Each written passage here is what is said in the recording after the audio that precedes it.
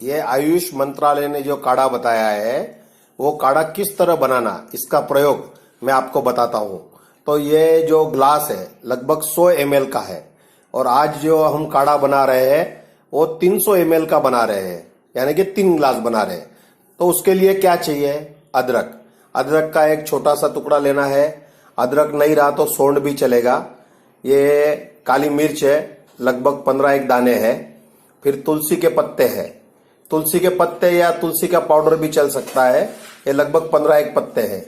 फिर दालचीनी के जो 3 छोटे छोटे टुकड़े हैं और ये गुड़ लिया हुआ है और ये लगभग आधा पौना नींबू का रस ये डालने का रहेगा। तो इसको किस तरह बनाने का इसकी मैं विधि बताता हूँ। लगभग ये 6 ml पानी इसमें डालने का, 600 ml पानी डालने का, यानी 6 ग्लास।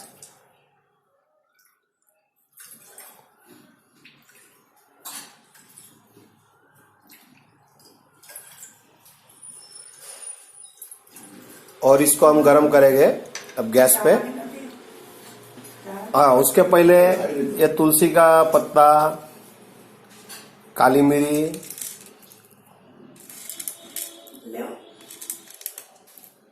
आदू या सूंठ और दालचीनी, आदू भी डाल देना है।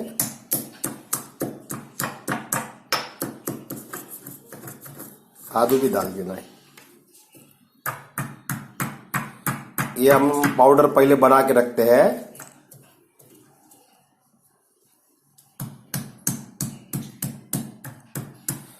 और अदरक न रहा तो सूंड भी चलेगा।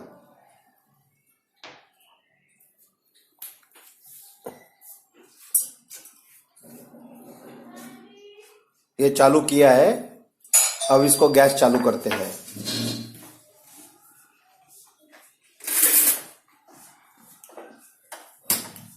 अब ये काढ़ा 600 ml का 300 ml होए तब तक इसको गर्म करते रहने का है।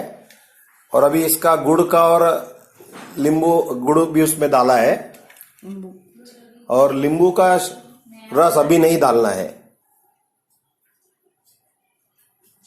इसको हम गर्म करते हैं।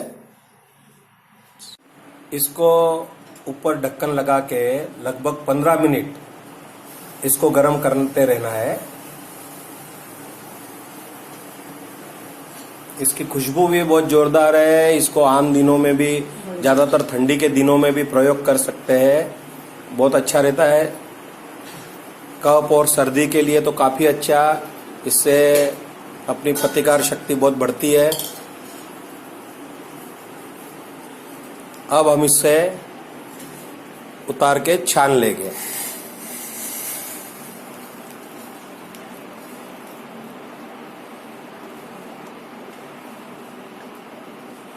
और छानने के बाद इसमें नींबू का जो अपन रस निकाल के रखा है वो रखें।